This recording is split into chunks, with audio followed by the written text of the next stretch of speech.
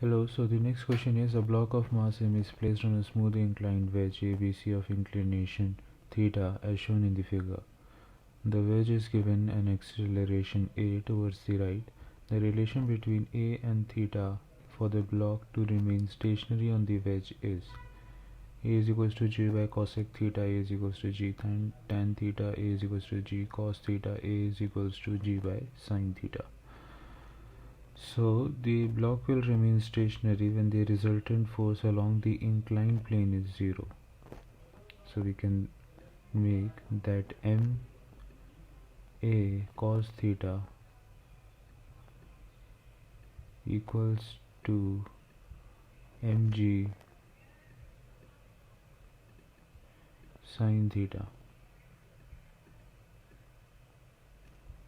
Now if you find out a here, so a comes out to be g tan theta, which is the second option. Thank you.